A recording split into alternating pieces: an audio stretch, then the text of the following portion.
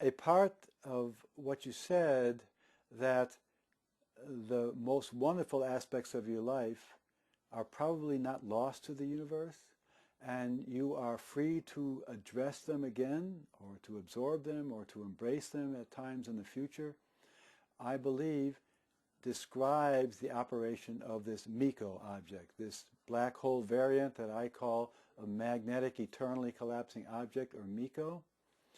And this object has the very special property that it's nature's hard drive, because the surface of this object contains areas of such high density that to address them or to approach them means that you have to go to times in the distant past, which means that at the speed of thought, your mind can always address them. It's just that you couldn't send a laser signal to them. But since the mind travels faster in thought than do particles or than do light, that means that the MECO surface is able to hold up or hold onto all of these desirable past memories, and your mind can still resonate with them and still have access to those ecstatic moments that are sacred or important to you. So it's for this reason that I was saying earlier that there are three key aspects to the universe that I'm not seeing our civilization address correctly so far. One is, what's the brain doing, as understood by Sir Roger Penrose and Stuart Hameroff, how the microtubules can interact with the spiral, forming helicomagnet structures. Then Edgar Mitchell has described how the information of everything in the universe is transmitted in these quantum holograms that are related to the quantum description of every particle in the universe. All of this is information theory, and all of it is interrelated, and so Edgar Mitchell was the first to understand this. And then I'm trying to add to the discussion the concept that these black hole-like objects called MECOs provide the storage mechanism through which all past life memories become stored and are accessible as thought, but not as movies, meaning not as laser signals, not as light, not as particles that become ejected or projected. All of that cannot happen because of the Einstein theory and the velocity of light c speed limit. But it still sounds like it's electromagnetic in some way. It's pure energy? Actually, no, it's pure energy, and I have described it as an aspect of space and time. So when I make this figure reminding you that we have x, y, and z space dimensions, associated with them are these mental attributes, but those propagate through space instantaneously, just as space itself is everywhere at all time, and effects on it are instantaneous. And so space does not curve, I believe, at the speed of light. It curves instantaneously. So the black holes are able to carry recollection of human conscious activity and experience. And then I also mentioned to you that conscious thought can also project into the interior of a black hole, where then it encounters the white hole, which is really, I believe, the site of the cosmic intelligence, the manifestation of cosmic intelligence in our universe. At the edge of the MECO, we may have covered this before, is there a ridge in the space-time continuum? Yes. So what that evidently looks like is the following. Initially, you had a large blob of matter, typically a star, and the star comes to the end of its lifetime and has no more fuel. And it does, however, still have its gravity, and so the gravity starts to cause it to draw together. It was the radiation that blew it apart before, or that kept it from coming together, but when the radiation stops, gravity takes over, and so the star tries to fall together. And until now, we've adopted a black hole theory that says, well, there is nothing to stop that collapse, and so the thing just collapses to a point, basically. We now have a more modern theory of quantum electrodynamics. And it says, whoa, whoa, whoa, whoa, whoa, whoa, whoa, stop that collapse. It does not collapse to a point. What happens is that at some point, a pressure builds up from electrodynamic processes, which are the spontaneous creation of electron-positron pairs. Those can orbit around each other, that's the way they're built, and they transmit magnetic field from inside to outside. And so those develop pressure and temperature, and ultimately they halt the collapse of the object, leaving behind for us today the object that we call a MECO.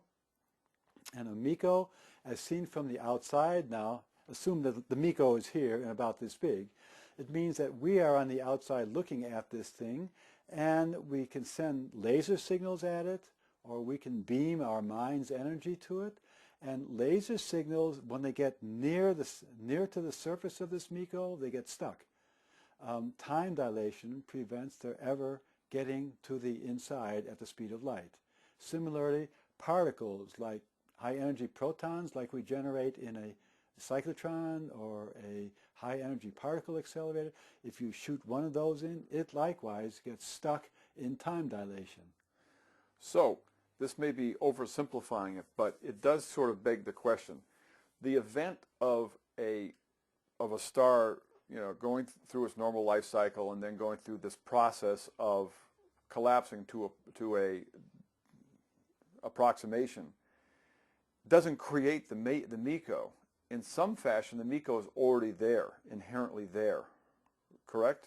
Actually, no. I believe that the mass that will become the MECO is the mass of the star's core that then collapsed when it ran out of fuel. So I believe there is a substance there, and it's only if you want to push quantum vocabulary to its extremes would you say, well, but there are some traces of a future MECO in the present universe.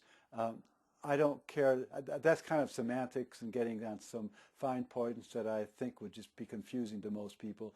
So let's keep it simple and say there's a large body of mass. It lost its supply of fuel, could not shine any further, therefore it lost its radiation pressure support, and therefore had to collapse. But quantum electrodynamics prevents the collapse going to an infinite density, either at its center or at some event horizon, and therefore the object the universe actually makes is the MECO, and that would consist of an object which has what you would call a dense mattered boundary, a compact region of space that's like a shell, and in that shell is a large fraction of the mass that was once the body. Now, some of my viewers might begin to wonder, well then, what does it look like to the mass that was interior to the star before it collapsed, and has the star collapsing around it? So let me say that again. I start out saying a star lost its fuel and started to collapse, and collapsed faster and faster until this electrodynamic pressure arose and it stopped the collapse. Now, there would have been matter at the very center of this thing, and it would have seen all this stuff collapsing around it, and eventually that collapse comes to a stop. So, what does this look like to an observer who's right at that central place of all this? Well, guess what? It looks like you're in our universe. It's exactly, to that observer, what we as astronomers see when we look anywhere, any direction in our space. you would see things collapsing toward you, density getting higher and higher towards some horizon. The horizon is somehow surrounding you, and yet you're inside of it at the same time.